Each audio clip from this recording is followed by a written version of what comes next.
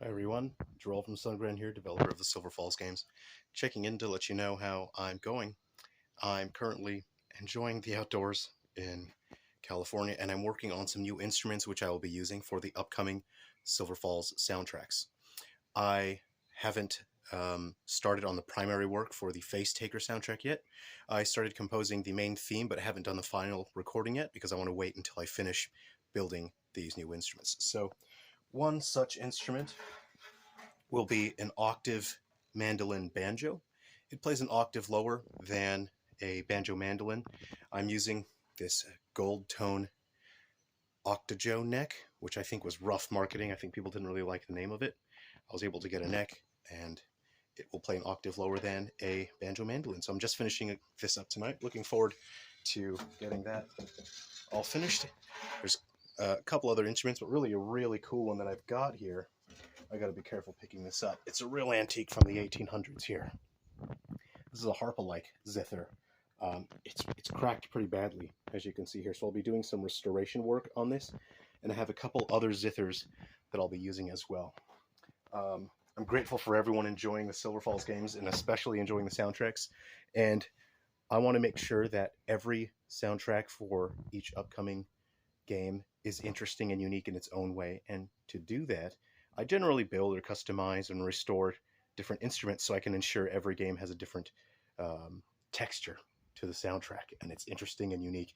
And that way I can keep pushing myself to create more interesting and different music and whatnot. So anyway, yeah, I hope you're looking forward to Guardians of Metal Exterminators S launching on the Nintendo Switch later this year. Again, I don't want to rush it. I could submit it to Nintendo in about a week, but I don't want to rush it. I want to pack it full of content. I finished the new tracks for it, and you might have noticed my shirt, the Silver Falls Tourism shirt. I think my video's flipped. That's kind of funny. I wonder if my phone will flip that for me. I've got these cool hats. They're not embroidered, but they're printed on similar to like a shirt. And I just had to check with the manufacturer the quality of these items, and I'm happy with them. So when we launch Silver Falls Face Takers on the Nintendo Switch, and it's a strong likelihood that that will launch in a couple months. Again, I don't want to rush that game either. I want to make it um, packed full of content. I want to make sure it's really fun and has a great hook to it. I don't want to rush the enemies as well. I want to make sure the animations are good. Now that I'm focusing exclusively on the Nintendo Switch development, I can do way more things with the enemies. So I want to share with you my ideas for Silver Falls enemies coming up. Before I was restricted because I was focusing on 3DS development.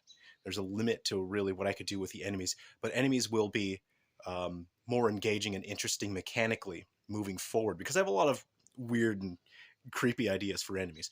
For example, there's an enemy that's very dangerous, can kill you very quickly, but is kind of slow moving, and he's invulnerable. You can't really kill him. You can stun him for a moment, and he's attached with a tether to a sort of a sack of organs, and the sack of organs keeps him alive. And this tether can be 30 or 40 feet long. So you've got to go around and try and not get killed by this guy. Meanwhile, there may be other enemies coming towards you, and you have to look at this guy, and you have to look at his tether, his sort of intestinal tether, and then you have to try to locate where the sack of organs is. Mechanically, I think that'd be fun and interesting. I don't know why I'm laughing and smiling about that because it's very gross and disgusting. And enemies will be more interactable. You know, in episode Prelude and Three Down Stars, you had the tumors that you could shoot on the enemies, and that would stun them for a moment. It would give you a special attack. There are more things that I want to do, like you could break off different parts of the enemies, but then those parts might break off and then become sentient on their own. Enemies might lose the ability to attack you or use certain abilities if you hit certain parts of their bodies. Just small things like that. And with Face Takers, I'm not going to say much about Face Takers because I don't want to spoil the fun in the same way that I didn't want to spoil anything about Three Down Stars. And look, I really enjoyed people messaging me playing Three Down Stars and saying, "Whoa, dude, what is up with the steel mill?" And I think that was fun. Anyway, thanks for checking in. If you have any questions, comments, please comment, and I'll answer as soon as I can. I'm working on these instruments, so I have quite a few that I'll be finishing up, and I'll be preparing them to use in the soundtracks. I live in Australia, so many of these instruments I'll be shipping them back so that I can record in my studio in a few months' time. Okay, take care, everyone. Be well.